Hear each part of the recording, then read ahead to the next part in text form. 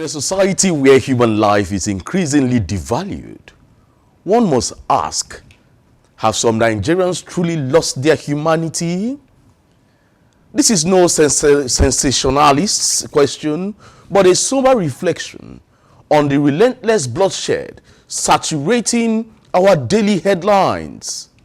From north to south to east to west, the surge in crime, violent killings, and senseless brutality has reached a horrifying peak. Welcome to the agenda on Dominion Brokers Group. I am c.i.a. Let's start from the northeast, where there was chaos at the meeting of the All Progressives Congress, the APC stakeholders in the northeast on Sunday, after Comrade Mustafa Salihu, National Vice Chairman of the ruling party in the northeast, failed to mention the name of Vice President Kashim Shettima while endorsing President Bola Tinubu for a second term. Let's get to watch some clips from what happened in Gombe.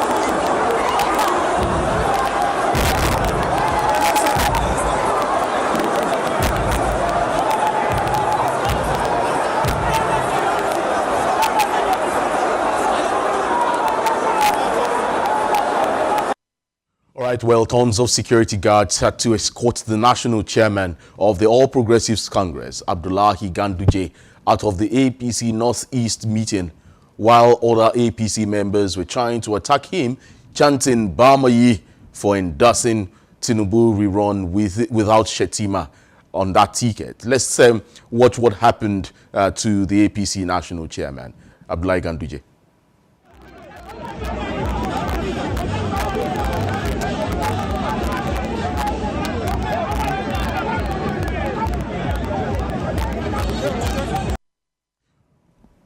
All right, joining me this morning to discuss this and many others this morning is in-house analyst John Izuchukwu. He's also a development researcher here at the University of Ibadan. John, good morning. It's good to have you on the agenda.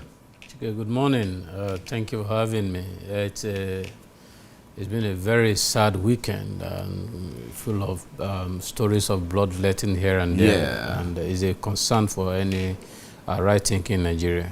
You know. We'll get there. We'll get there. However, you saw what transpired in Gombe State. APC stakeholders meeting. Well, one person's name wasn't mentioned. That's Kashim Shettima. However, the governor of Borno State has said no Shettima, no presidency. You know, they've passed a vote of confidence on Kashim Shettima. However, some parts of the northeast are polarized at this time. Well, many people seem to be joining the APC as the beautiful bride at the moment. However, how sustainable is this, alliance of strange bedfellows at this time? And then also, because yes, people from the PDP, even in Delta State, you saw what happened. Senator Ned Nwoko called for a meeting, a stakeholders meeting of the APC, and many people were conspicuously missing, especially the newly joined former vice presidential candidate of the PDP, that's Ifeanyi Okowa, former governor of the state, who just joined the APC, also was conspicuously missing from that. Elumelu too was also missing. Honorable Elumelu was also missing. And then you want to say, what is happening within the rank and file of the APC at the moment? Let's start from the north. Well, thank you, Chike. It's a common trend in politics because you have different factions within the same party, and interest is what is paramount in politics. One thing that remains constant in politics is interest. Whether it is personal interest or it is collective interest, that's a major, the focal point of all the rallying round in politics. What happened in the south, in the northeast, is expected, given the body language of the north in recent time about the leadership of our president, Mr. Alhaji Bola Ahmed Tinubu, the outburst is a way to say that he has not delivered sufficiently based on certain persons' evaluation. Looking at Kashim Shettima, he is almost rendered a figurehead in this administration. There have been reasons to worry if we ever have a vice president. So, and the people who felt he should be there to champion their cause are also feeling that he's bought over, he's there and he's not doing anything about the cause of the North. So we sit back and watch how things pans out in the near future. Looking at the trend, you can tell that all is not well with APC, which happens to be the safe haven for several political merchants. But it's expected. Because when you have 2 or 3 persons gathered, there will be conflict of interest, and so we're seeing that play out in the APC. And since they claim and pride themselves to be experts in managing internal political crisis, we want to see how they will manage this and see that they mobilize the entire North to support Mr. President. Because whether we like it or not, the Northerners are a major part of the APC. The major part of the APC. So they must find a way to address the internal rancor so that they have a chance, because it's all about 2027 election. And if they do not get it right, they may end up like the PDP, and that will be worse for them. Well, this is basically for the 2027 elections, as you said, and then we're looking at alliances. We have the APC that was formed in 2014 ahead of the 2015 elections. And you had the CPC wing, you had the ACN wing, you had the NPDP, the new PDP wing that was led by the likes of Saraki Den, who eventually discarded the party and went back to their family house, as it were. That's the PDP. And then we had several factions of political parties that transmodified into the APC. Now, reports have it, or bookmakers have said, the CPC wing have had their own fair share. That's the former President Muhammad Buhari wing. And now we have the ACN wing having their own share. Now, is it that the North still want power again in 2027, or are we still going to stick to the South presidency come 2027? Because permutations have started. Yes, I don't think they want power back on the platform of APC. Okay. I think what they want is the president being able to address the basic needs of the North, which, for instance, is security. It's not news that among the out-of-school children, the largest percentage resides in the North. So they're expecting that this government would attack those imminent challenges in the North. And it appears as if they are handicapped. You have seen them, counter the government on several occasions and say, we are not seeing anything drastic. We're not seeing the government taking a measure to restore hope, peace, and development in the North. And so you see people like Horrifying, who is now, a disgruntled person based on the fact that he was not given an appointment in this government. And so all of them put together, the North is they're a group of people that follows whatever their leaders say. But, also, we must also look at the fact that things are beginning to change. Things are beginning to change. So that's why today you have a faction saying, we stand with the president. Other one saying, Shettima will not be the running mate in the next election. Someone else from the North has to come. But all of that, again, it is politics ahead of 2027.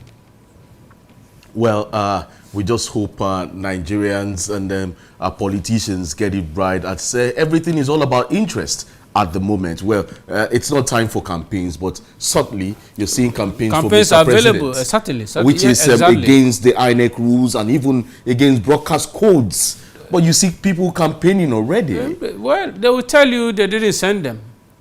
But again, that's also where you ask, where is the level of neutrality of INEC? Because, you know, I think that we must be concerned about our names. This current INEC chairman should try as much as he can, or to, you know, to redeem his image. Because INEC is in the mold as an institution. And when we look at these things as Nigerians, we are bothered.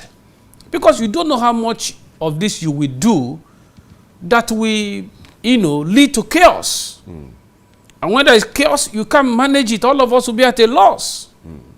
So it is a concern. But we're hoping that this administration will wake up. Because what you are seeing in Northeast, you know, that happened at the APC stakeholders meeting is a clear indication that this maladministration, poor governance and leadership is biting hard on the ordinary people. Do you see the pendulum swinging? Anything is possible because the people are hungry.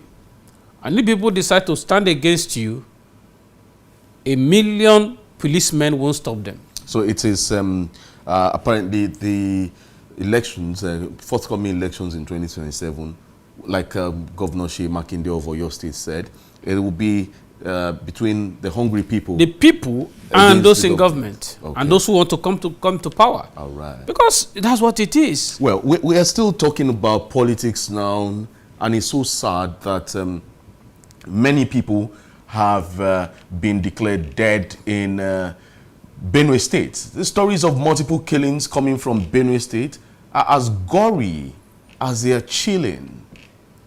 They speak to the genocide rage going on in the food basket of the nation and the cluelessness of the leadership, whose chief responsibility is to provide safety for its citizenry and rein in non-state actors such as the marauders and cold killers on the rampage. Well, if you go through the headlines this morning, you see headlines such as at least 100 people killed by gunmen in north-central Nigeria, Benue killings, President Tinubu tell Benue Governor earlier what to do after this, at least 100 killed by gunmen in Nigeria, Pope praise for victims of terrible massacre in Benue State.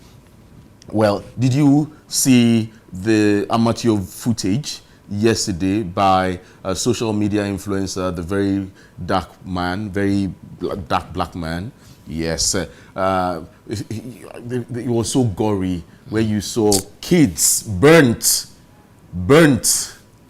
Unfortunately, we might not be able to show you the clips here because they are very gory, very gory. Very gory. Well, Governor Hyacinth Alia of Benue State on Sunday said a combined team of tactical and response squads have arrived in the state to address the ongoing security challenges. The governor said the special forces and additional security deployments were for vulnerable areas. Let's get to listen to the executive governor of Benue State, Governor Hyacinth Alia. Number of lives. When I say the official figures we have include those who are right on the ground, the DSIs, the military, and the police. Then we also try to do some head counts. So once we get from those angles, we target official report.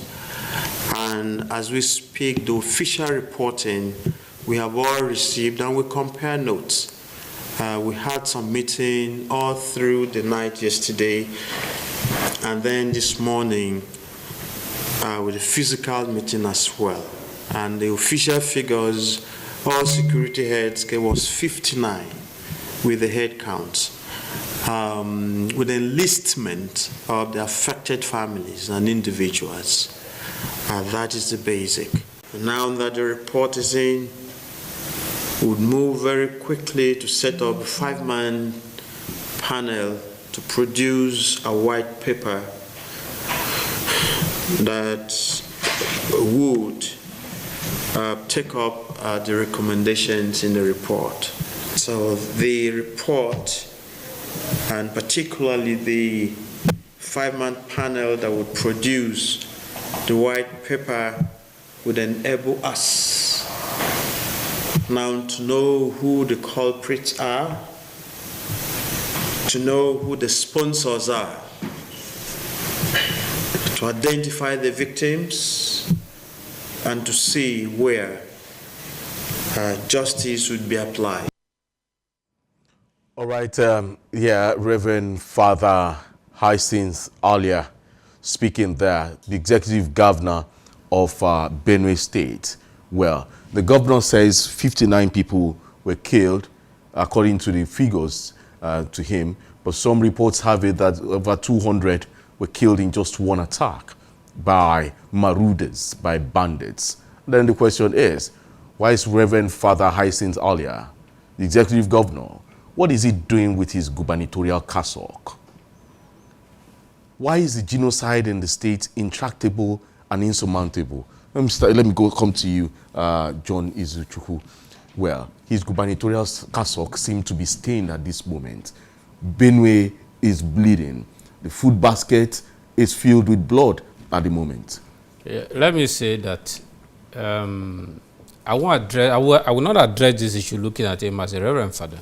As a governor. He's a politician. Yes. And a governor, and he has spoken as a politician. And that's why he's wearing the gubernatorial cassock. Yes. You see, when I read the press release by Mr. Bayo Ononuga about what the president has said and the president's stance on these killings in Benue State, it's a mere grandstanding. It's a sheer of irresponsibility. You don't stand aloof. The commander-in-chief has the responsibility and the onus to provide security of lives and properties. The security, as it is today, is in the exclusive list. It's managed by the government, by the federal government. And the president happens to be the chief executive of that arm of government. So sitting in Abuja and giving those recommendations and instructions seems to me as this president seems not to know that all the world is looking at him. The major problem we had before he came on board was both economic and security, and the two are mutually reinforcing. Well, when he came on board, he said he was going to take charge of the economy, and then the vice president takes charge of security. With the president, Shetima, what was antecedent in managing security? Security was it better when he was governor in Borno State? But that's one point.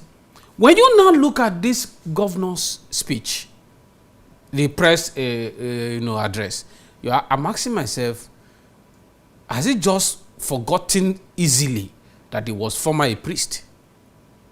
Because you cannot say that virtually all the media houses are telling lies. You come up say 59. Now, even if it's 59, Benue crisis became escalated as far back as 2015. So all of that time, no white paper has been written, no committee has been set up. There has never been any form of white paper produced by any committee. So we have never had a plan on how to deal with security issues. And this makeshift arrangement of, let's say, for a 5-man committee, I think is the height of hypocrisy. Why is that genocide in that state insurmountable? No. You see, it's a complex issue. Because, hold on, some years back, 108 Benuenians were buried one day. That's under Governor Autumn. Yes. And now we're having over 200 now. Why is it insurmountable? Is it that... it is not insurmountable. Okay. So what is going on? Now, you see, what exactly is happening? I think they know. They are afraid of certain individuals who claim that Nigeria belongs to them and that they have the intention of taking over the entire territory of this country as their grandfathers or great-grandfathers belonging. Now, it is not news that the Fulani herdsmen, based on several, issues as to whether climate change and, affecting the Sahel, and they've moved down this side, this part of the world, and then, there's a competition between them and the pastoralists, the local farmers, as to what they will use to feed their herds. All of that is understandable. But this is not the only country where this crisis have erupted. It has erupted in other parts of Africa. And they've been able to, at least to a major extent, manage it. Now, you cannot say Miyetti Allah is an umbrella body of the herders. And they have once and again taken responsibility for most of these attacks. Miyetti Allah leaders, no one has been arrested and prosecuted. Chike, it is, you see, the lives of Benue people does not matter to this governor. For me, the governor should be the one they should ask to leave the office, because people thought he was going to come to fix it. Okay, so and he's there now grandstanding, yes, telling them. So let's look at it from this angle. We had killings in Plateau State some years back. The Plateau became a river of blood. And even recently. And then now, Benue State. Many have posited, if you go on the app X, many have posited that Mr. President should have declared a state of emergency in Benue State. Are you in support of that? Rather than create a state of emergency in River State where there were no lives lost, but now lives are being lost in Benue State, especially in the Katsina Allah area. And then on a daily basis, some people went into a village, touched a whole village, and burnt people alive. Chike, that's barbaric. They know the Don't people. You see that? They know the people. Who are the they? When you say they know the people. The people in leadership, the governor and those the security agencies, they can tell Nigerians they don't know them. I mean, how big is Benue State? They know. Chike, it is only when they don't want to be honest that they tell you they know who to pick. These guys are working for certain individuals. The marauders themselves, some persons own the heads that they are managing. So let me just ask, what's driving these killings? Let me tell you in one word: the Islamization of this territory called Nigeria, and they want to take the north central. Is a gold mine area for them. They want to take it over, and that's what they are doing.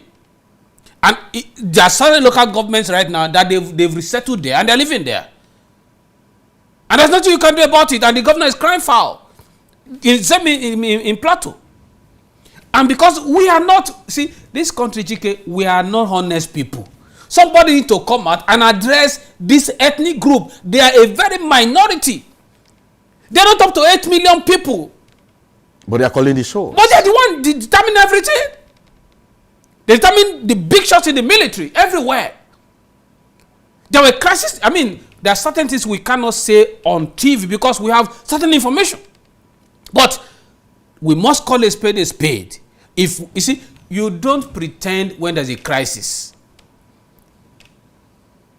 We must come out to say these matters the way they are, and then we deal with it. You cannot want to take over people's land and chase away the aboriginals and then take over their properties. I mean, it's unheard of. And because we have people in government who are not serious people. You are there telling your people, I mean, if, again, maybe we have to revert back to what the DSS Director General said. Every Nigerian need to arm, particularly in those rural areas. Because 5-10 persons can come and raise down an entire community at night. We're armed. Those arms, were they coming from the moon? Are individuals not funding them? Can the security agency say they don't know those who are funding them? Chike, the lives of Nigerians are not important to these leaders. To be honest with you. And that's why I think that governor has failed his people greatly. Well, he has failed his people greatly. Well, and I don't think he has failed his people greatly. There's a part of this discussion that I asked you a question. There's that part you've not really touched on. And that's the part where many have said there should have been a state of emergency created in Benue State. Yes. If you can declare a state of emergency in context, declare a state of emergency on the security of the state. Okay. And what that means is that you give them a marching order, deploy more security people into those areas, those vulnerable areas, get every single person that is involved in all these killings and their funders and their sponsors arrested, prosecute them. Let's see them being prosecuted and let's see them go to jail. Let's see them. How many have you seen all these years of killings, even the ones that happened in Kaduna? How many of them have you seen arrested and jailed? Even the young man recently, the Supreme Court still ruled against him, who in defense killed a marauder who was coming to kill him. Now a judgment has been against him to be killed by dead by hanging. It tells you that it seems as if the institutions of government is behind supporting these marauders. No single person has been prosecuted, and we have seen a clear judgment given against these killers. We are patting them on the back, we're encouraging them, we're giving lip services to it, and Nigerians, innocent Nigerians, ordinary Nigerians are being killed on a daily basis. Well, what manner of leadership is that? We keep asking questions, and these questions are looking more rhetorical as they come. And it still appears that no one, not even those in the country's intelligence community, seem to have answers to the dangling questions. However, John, is Benue now a free enterprise for free willing killers? I think that is what it is. That's what it is. When they need blood, they just go there and waste people. That's what it is. And it's sad. A country as big and as blessed like Nigeria, we have so become used to the death of people that we no longer feel, it's no longer a breaking news. It's not a breaking news. I mean, 100% have been killed. Oh, that's how it is, Jerry. You move on. That's how we have reduced human life to mere paper. And I think if we continue with this bestial kind of, mindset where people are now used to killing another human being, a time is going to come. We may not be able to walk on the street. That's where I'm going to now, from communal clashes. We may not be able to walk on the street. And even called violence to banditry, ritual murders, political assassinations, family homicides. Is Nigeria's landscape fast becoming a theater of horror, John? Because it's becoming scary. Yes, it is. But we must be hopeful that one day we'll arrive at a point where we can sleep with our eyes closed. But looking at what is happening currently, it's a concern for all of us. Nowhere is safe in our country.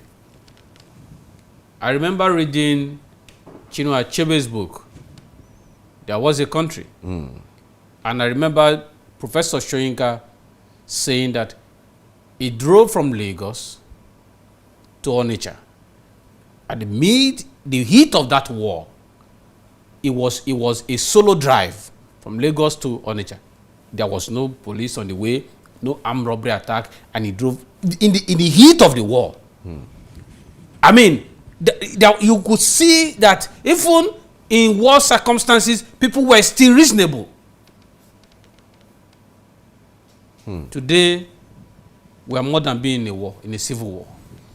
Well, if you look at what happened in Enugu State, where a native doctor was caught dumping bodies in a soakaway pit, and the discovery of human skulls inside a church, this is not exposing a moral rot which has defied every reason and even defied humanity.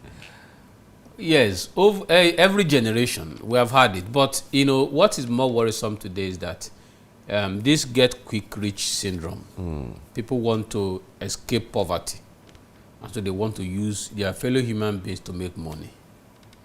Organ harvesters now are everywhere. People merchandising their ovaries their eggs for money is now everywhere. So a lot of harmful practices are available, today as options because people want to escape poverty. And it tells you, when you see stories like churches where people are being killed and all of that, or mosques where people are being killed, you ask yourself, which God are these people talking about? Because if it's a God who creates human being, will the same God be willing to use human beings to make money for you? It's just that we have come to a point where religion has become a means for money making. Is it not a form of sodomizing the polity and also Gomorrahizing the entity called Nigeria, where you have the Sodom and Gomorrah in place right now? Well, you see, things are happening, no doubt. But we must again still be optimistic that even though things are happening very terribly and at a fast pace, there are still few Nigerians who are still sane in the way they do their things. And because of that, we will not generalize, we will not conclude. I hope the same ones will not be overwhelmed someday. Yes, but every society has its own ills. That we are highlighting these ills because we do not want it to continue. Are these things supposed to be our ills in 2025 as a nation that claims to be the giant of Africa? Chike, see, poverty is a major trigger. Poverty. If people are not poor, how many Americans did you see go to do blood money or return? The reason is because you can meet your basic needs. If you check most of these boys who are being recruited to join these marauders and the killers, how many of them have you seen that have become Dangote? It's peanut. I read of a story of somebody who was recruited and they were giving him 30,000 naira to go and kill people. So you see, you get it. Somebody is so deranged in his mind that 30,000 naira is such a lot of money. And that he has to get that by killing another human being. So you see that poverty is a weapon that some of these people use to work on the minds of very poor and vulnerable Nigerians. So if government is serious and they claim they were going to bring out 10 million Nigerians out of poverty in the first year, and here we are. We have gone deeper down in poverty than ever before. You talk about poverty. Are we supposed to be poor in a country where you have milk and honey? God did not create any Nigeria to be poor. No single Nigeria should be poor. Based on what God in heaven had given us. Do you realize that we don't have, Dubai does not have as much as the oil that we have?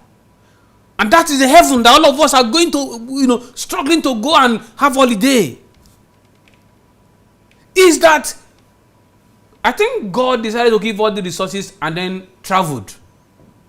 And we are bedeviled by human beings who don't have human feelings as our leaders. It's a black man in a dilemma.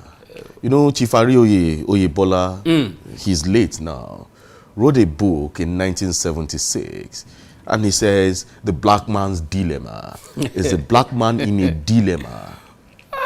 I can't remember the guy's name now who said, the heart of a black man is as dark as his skin. Yeah, but it seems it's so. Because sometimes you ask yourself, how are you comfortable looking at wickedness and evil and you can approach, you can attack it? You can sit in Abuja, for instance. If one America dies anywhere, the government goes there immediately, we get to know who is involved. So are they no human beings like us? So because it's not happening to your immediate household, you are not bothered. You are not concerned. Does this not show a lack of patriotism, a lack of unending unity? Chike, you need to be a human first before you begin to be patriotic. We're talking about humanity, not even being patriotic. That you are a human being. There are certain minimum, responsibility that we have towards each other. We're human being. That should be enough to make you want to, provide for leadership in such a way that every person who is a human being living in Nigeria should begin to better for them. And then you sit down somewhere as leaders, president, as governors, and all you do is to have a good life and allow the rest of your people to get into poverty. Chike, security is never going to get better as long as we have many Nigerians on that cadre, that level. Because the more vulnerable they are, the propensity to be engaged in crime is high. And so you get many people being recruited every year into crime. A time is going to come, I hope we don't get there, that on our street, you can't walk with your phones and laptops. It will be taken in broad daylight. It's happening now, but it's still married. You can still make excuses for it. Maybe you walk at night at a late hour. But if care is not taken, it's going to become a norm in our society. Well, what you just painted now used to happen many years ago in a town in Nigeria. I won't mention the geographical location, where you walk by 7 a.m., 1 a.m., 1 p.m., 2 p.m. You're stopped and they tell you, your phone belongs to me. Your shoes. It got that bad. I was a victim at some point. We still bear the haunting memory of Deborah Samuel's brutal lynching in Sokoto State. She was stoned and burnt alive over alleged blasphemy. Some say it's an act so depraved, it shames even the animal kingdom. Meanwhile, in the southeast, unknown gunmen terrorize communities, attacking police, and even sowing the seed of fear in people. Do you still remember the murder of a traditional ruler in Imo State last year? Doesn't this exemplify the grim reality? In the northwest, bandits have turned the entire community into war zones, burning villages, kidnapping children, and slaughtering innocents. From Zamfara to Kaduna to Katsina, Benue, and even Niger states. These states bear the brunt of this terror campaign. John, are these just mere crimes? Some will say they might just be acts of war on citizens. I agree with that thought. But, let's take on the Southeast, for instance. I did a paper recently on why IPOB failed. And in my findings, it will shock you that many of the people do not believe in the IPOB cause. But they are caged in fear. You mean the IPOB? Yes. The indigenous people of Biafra? They are caged in fear. Okay. And you see, the economic impact of what IPOB is doing, the economic impact, the impact on education, the impact on the psychology of the people, it will take at least 10 years for us to fully see the impact. So what we're saying in essence is that no part of this country is exempted from this conversation. We all need to sit back, particularly those who are in leadership, those who are privileged to lead this country at a time like this. We agree and I acknowledge it's a most difficult time to be a leader. But you do not seek leadership if you have no capacity to deliver. Because, Chike, by now, I thought Mr. President would have done something ingenious, such that we would have seen human beings behind all of this killing brought to book. So that anybody we know, this is no longer the time where you can do what you like and go scot-free. But unfortunately, it's still the same story that we are still, getting now. It's sad. Well, because of our time, urban centers like Lagos are not spared. The surge in ritual killings, driven by misguided Yahoo boys who believe human parts bring wealth, is so alarming. The case of 4 teenagers in Ogun State who murdered a girlfriend for ritualistic purposes remains a national scar. So, what has gone wrong with our collective conscience? John just said this morning that poverty, illiteracy, and bad governance explain part of the crisis. But they do not excuse the barbarity. Beneath these lies a spiritual and moral bankruptcy spreading like disease. If you look at it traditionally, African societies revered life. Even animals were hunted with respect and ritual.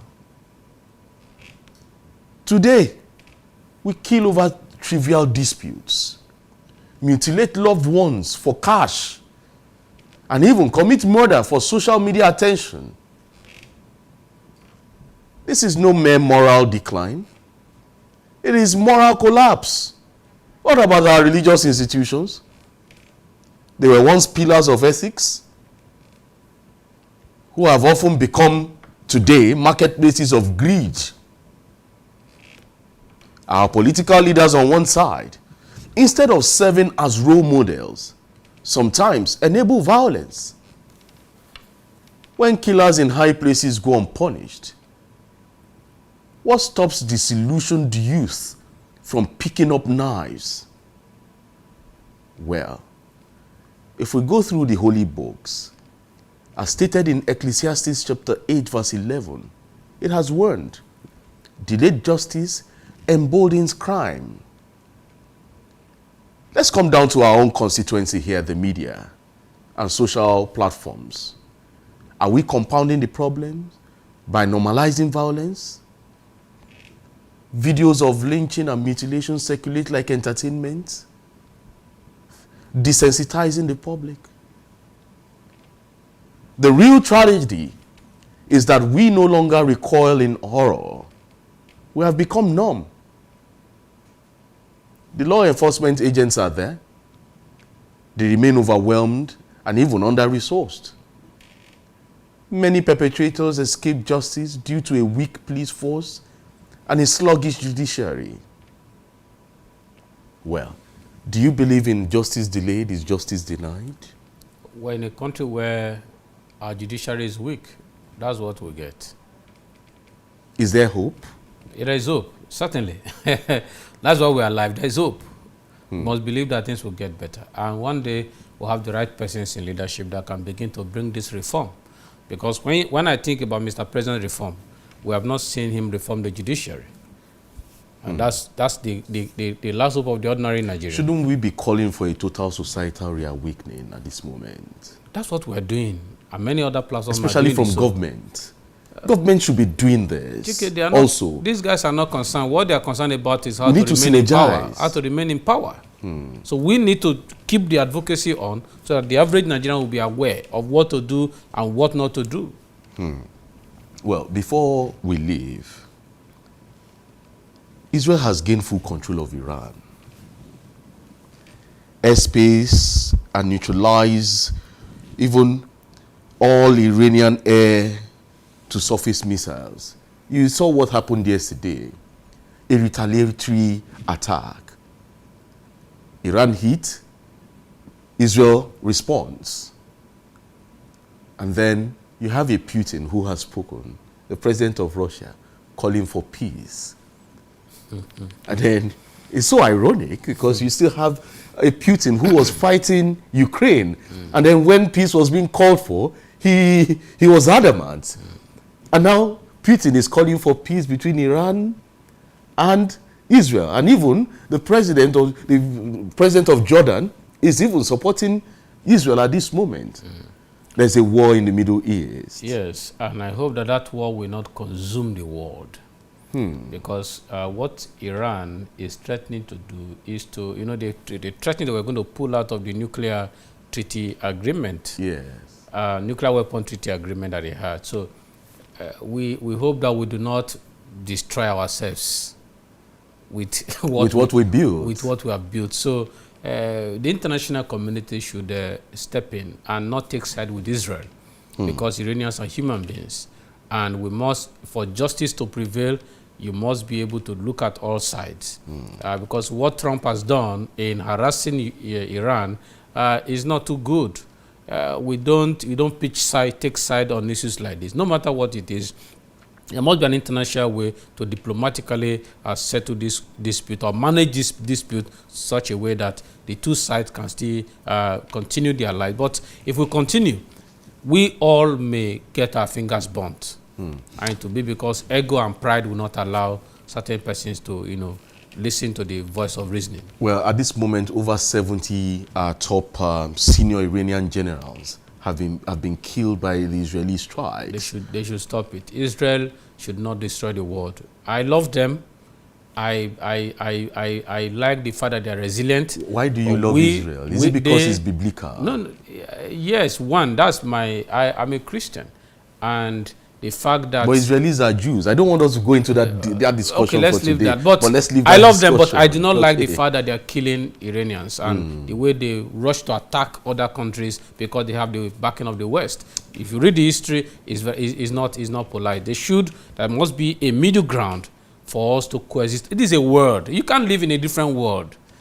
This is our world, and we must make it habitable for everybody. Well, some will say, we proceed that if the United States of America delves into this fully,